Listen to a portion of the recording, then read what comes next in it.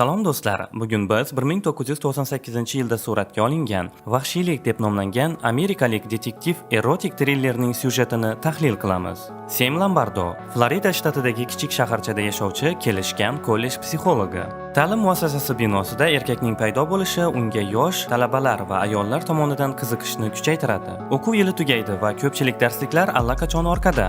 Shuning uchun bugun u o'z ma'ruzasini jinsiy zo'ravonlikka bag'ishlashga qaror qiladi.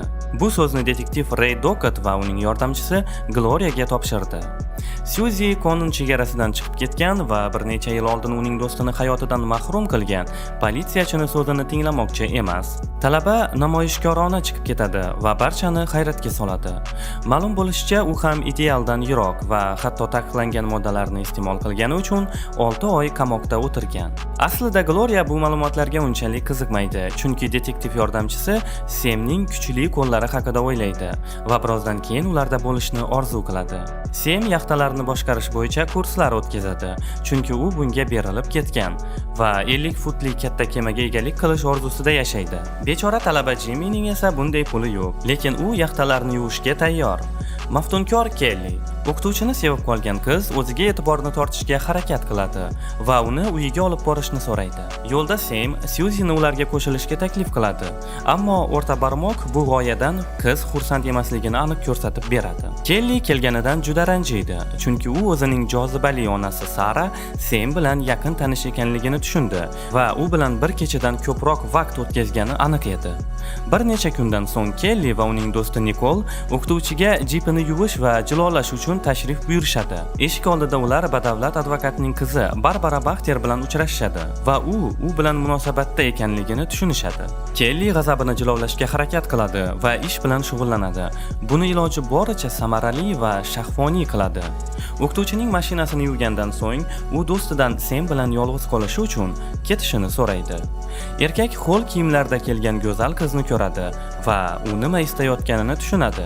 Oradan ko'p o'tmay yirtilgan futbolka kiygan qiz shoshilinch ravishda o'qituvchining uyidan chiqib qochadi. Ertasi kuni ertalab Sara bog'boni Frenki bilan sevishayotgan edi va u shu payt kollej direktorining chaqirig'iga javob berishga majbur bo'ladi. Ma'lum bo'lishicha, Kelly sinfda bo'lmagan va u shoshilinch ravishda uni qidirishga kirishadi. Onasi va qizi uchrashganda Sara Sam qizni zo'rlaganini bilib oladi.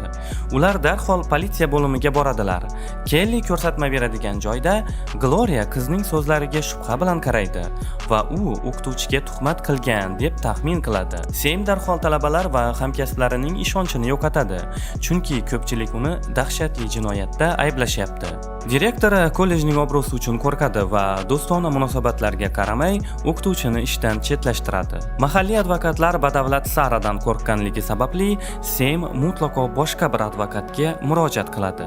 U advokatni bir vaqtning o'zida hech qanday jinoyat qilmaganiga yoki Kellyga tegmaganiga ishontiradi. Samning boshqalar bilan munosabatlari yomonlashda davom etmoqda, chunki nufuzli huquqshunos Tom Baxter uni qizi Barbaradan himoya qiladi. Kechqurun hafsalasi pir bo'lgan o'qituvchi bir oz ichishga va dam olishga qaror qiladi. Detektivlar Suzy bilan uchrashadi va qiz Sam bundan 1 yil oldin undan ham foydalanganligi haqida xabar beradi. Bu vaqt davomida u indamadi va tan olishdan qo'rqardi, lekin endi uni qamoqqa olishlari mumkin va tergovga yordam berishni xohlaydi.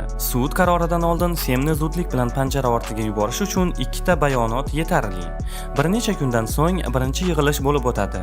Unda Kelly ta'sirli nutq so'zlaydi. Barcha jabrlanuvchining samimiyligiga ishonishadi. Kenneth baxtsiz Kellyning guvohligiga qarshi kuchsiz, ammo qaror qabul qilishdan oldin Suzyni tinglash kerak. Jinsiy manyak qo'lidan azob chekkan talabaning ikkinchi nutqi unchalik ishonarli emas. Kenneth qizning tarjimai holidagi faktlardan foydalanadi. Unga ko'ra u o'qituvchiga do'sti kabi munosabatda bo'lgan va hatto o'sha voqea sodir bo'lganidan keyin ham yordam so'rab turgan. Advokat Suzyga bosim o'tkazadi va qiz Sam bilan uning o'rtasida hech narsa yo'qligini tan oladi. Bundan tashqari u o'qituvchidan qasos olmoqchi ekanligini aytdi, chunki u ularning do'stligiga xiyonat qildi va uni panjara ortida qoldirdi. Suzy shuningdek Kelly Samdan qasos olish uchun yolg'on gapirganini, u yosh talabani emas, balki uning boy onasini tanlashini aytadi. Kelly hamma narsa qulab tushganini tushunadi va g'azab bilan talabaga stakan otadi. Bu esa Samning aybsizligini yana bir bor isbotlaydi. Sud majlisi natijalariga ko'ra o'qituvchi oqlanadi va ozodlikka chiqariladi. Kelli esa bir amallab qamoq jazosidan qutuladi. Qizni faqat tajribali advokat Tom va buning uchun sudyalarga pul bergan Saraning pullari qutqaradi. Bir necha kundan so'ng Kenneth Sara va Kellining advokati bilan uchrashib, mijozining buzilgan obro'si uchun moddiy tovon puli talab qilmoqda. Sam $9 million oladi va universitetdagi ishini tark etadi. Kechqurun Sam uyiga qaytadi va Kellini sochiq ostida yashiringan narsani ko'radi. Qizning tahdidlari birdan kulgu va o'yinlarga aylanadi. Bilasizmi nimaga? Chunki aslida Kelli, Suzy va Sam sevishganlar ekan. G'alabadan xursand bo'lib ular ehtiros bilan o'pishadi va uchtasi birgalikda sevgi bilan shug'ullanishadi. Detektiv Ray Samning moliyaviy hisoblarini o'rganadi va sobiq bankrot $160 ming yaxta va kichik xususiy orolda uchastka sotib olganini ko'radi. Detektiv Kelli Sam va Suzyning og'zi bir ekanligini taxmin qiladi va ularni birinchi navbatda kuzatishga qaror qiladi. U Kelli bilan muloqot qiladi, lekin qiz hech narsani bildirmaydi. Keyin u taqiqlangan moddalarni qabul qiladigan Suzyga tashrif buyuradi. Keyin Kelliga boradi. Ray qizlarni kuzatib boradi va ularning janjalini ko'radi. Unda talabalar avval bir-birlarini cho'ktirishga harakat qilishadi. Keyin esa o'pishish va sevilish shunga o'xshagan narsalarni ko'radi. Ertasi kuni ertalab detektiv politsiya boshlig'iga yozuvni ko'rsatadi, lekin u Raydan iflos narsalarni kavlashni va kattalar uchun video suratga olishni to'xtatishini talab qiladi. Detektiv hali ham sobiq o'qituvchidan shubhalanadi va yordamchisidan unga ergashishini so'raydi. Kechqurun Sam, Suzy va Kelli kimsasiz plyajda uchrashadilar.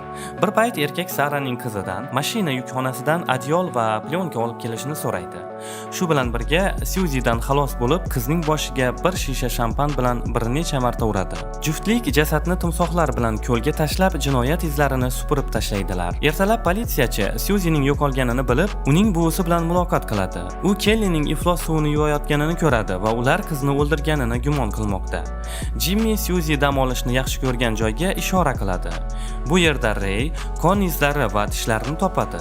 Bu narsalar qizga tegishli bo'lishi mumkin albatta. Gloria detektivning iltimosiga binoan Samni kuzatmoqda. Kuzatuvni payqab qolgan Sam Gloriani uyiga taklif qilib, Kelli haqida qandaydir hujjatlar taqdim etadi. Taksi uyiga kelishi bilanoq sobiq o'qituvchi detektivning yordamchisini yo'ldan ozdirib, shoshilib ketadi. Chunki unga qarshi hech qanday dalil yo'q. Ray qizi bilan gaplashish uchun Saraning uyiga keladi. U tishlar va qon Suzyga tegishli ekanligini bildi. Shuning uchun Kellini himoya qilishga qaror qiladi. Ammo qiz qurolli qarshilik ko'rsatadi. Natijada detektiv uning ko'kragiga 2 marotaba o'q uzadi. Ona dahshatli voqeaning guvohi bo'lib, dahshatdan qichqiradi. Tez orada rasmiy tergov tugaydi va Rayni tiklash va nafaqa olish huquqisiz ishdan bo'shatishadi. Bu detektivning ikkinchi xatosi edi va uni panjara ortiga yuborishlari kerak edi aslida. Ammo rahbariyat yaxshi ishchiga achinadi. Biroz vaqt o'tgach, Ray va Sam xususiy orolda uchrashadilar va ular sherik ekanliklari aniq bo'ladi. Sobiq detektiv o'z ulushini talab qilmoqda, ammo do'sti bir necha kun kutish kerakligini aytadi. Xonada o'tirmaslik uchun erkaklar qayiqda sayohat qilishadi. Yaxta bortida Sam Raydan yelkanni tortib olishga yordam berishini so'raydi va uni suvga tashlaydi. Bunday imkoniyat paydo bo'lishi bilanoq sobiq detektiv arkonni ushlashga muvaffaq bo'ldi. Shu payt aslida tirik bo'lgan Suzy do'stining o'limi uchun detektivdan qasos oladi va Rayni karp orqali 2 marta otib tashlaydi. Bundan keyin Suzy va Sam g'alabani nishonlaydilar va ozgina ichishga qaror qilishadi. Bir payt erkak ayollarning xiyla nayrangidan bejizga qo'rqmasligini tushunadi, chunki uning ichimligi zaharlangan bo'lib chiqdi. U o'rnidan turishi bilanoq Suzy nihoyat Samni ham nokautga uchratadi.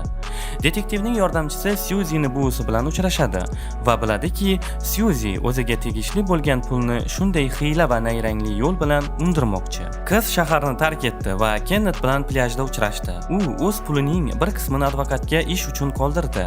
Yana 1 millionni tarbiyasiga minnatdorchilik sifatida asrab olgan buvisiga yuboradi va shu bilan film o'z nihoyasiga yetdi. Videoni oxirigacha ko'rganingiz uchun tashakkur. Kanalga obuna bo'ling va qo'ng'iroqchani yoqing. Bu albatta yangi videolarni o'tkazib yubormaslik uchun azizlar. Film haqidagi o'z fikrlaringizni har doimgidek izohlarda kutaman. Qaytgancha ushbu filmni bizning Telegram kanalda ko'rishingiz mumkin. Telegram kanal manzili izohlarda qoldirilgan. E'tiboringiz uchun rahmat. Xayr, salomat bo'ling.